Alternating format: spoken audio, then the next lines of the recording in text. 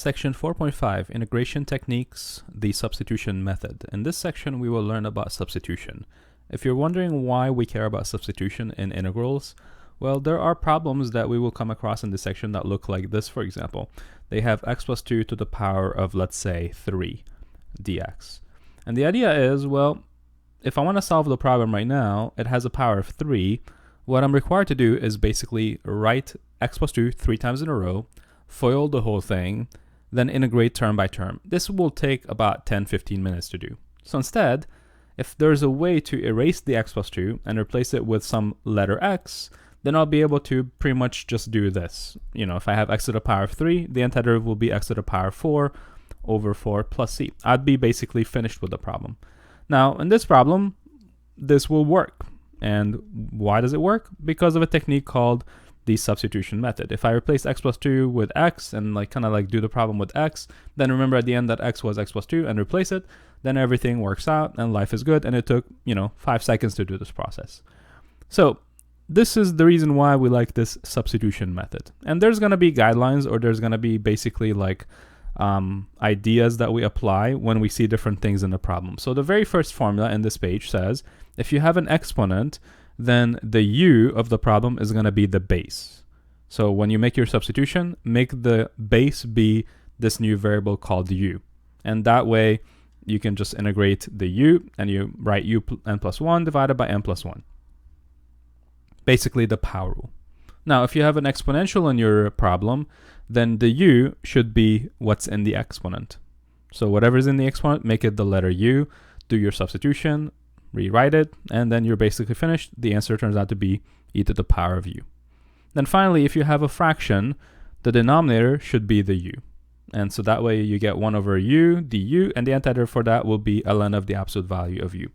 So all these formulas are familiar to us. We've already done them multiple times with the variable x. The only difference now is we're going to be using a new variable. We're going to be calling it a variable u.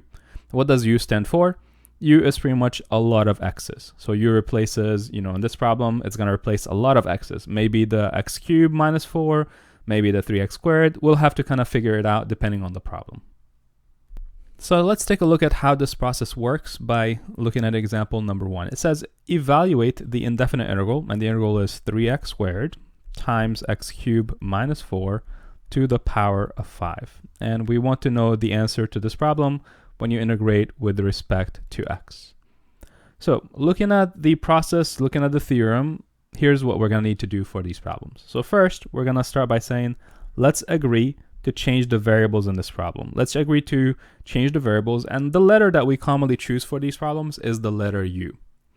So we're going to make u be something from this problem, and the u is actually going to be, according to the first guideline, u is the base of any exponent. So whatever your base is, make that be the u. In my case, the u is going to be the x cubed minus 4, because that's the base of the exponent, which is power 5. So we're going to take the u and call it x cubed minus 4. The next thing we do with these problems is look for the derivative of u with respect to x.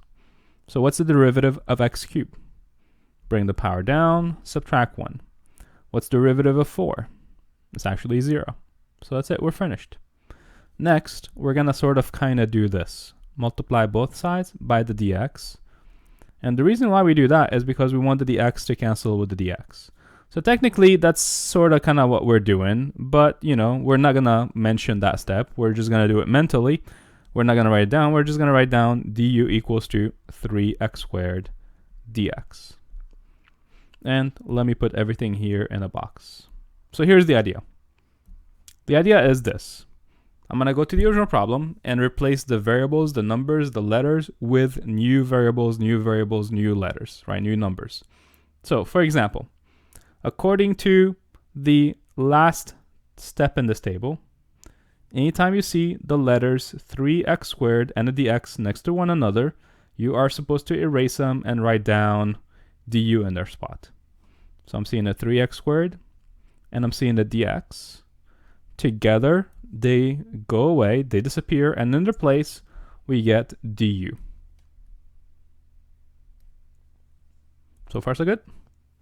Now, according to the chart, according to the table that we made, anytime we see the variables x cubed minus 4, anytime we see that expression, we're going to erase it and write down in its place the letter u. So I'm seeing x cubed minus 4. I'm going to erase it with my eraser and put a letter u there. So that u replaces the stuff that was highlighted in yellow. Finally, there's the power 5. In my table, I don't have anything to replace the number 5, so I'm just going to leave it alone and write down the 5.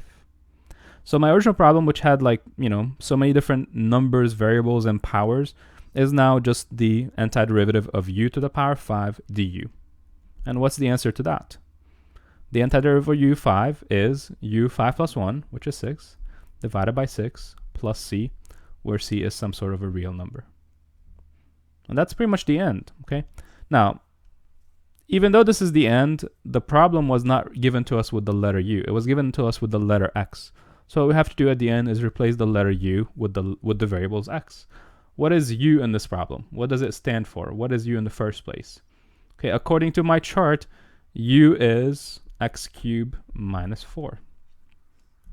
So take that quantity, raise it to the power of 6, and divide it by 6 plus c.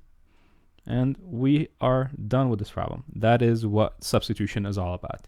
So the whole point of substitution is to transform the problem from something that looks really ugly with a lot of letters to something that looks simple with one variable, integrate it, and once you're finished, rewrite it back with the original variables.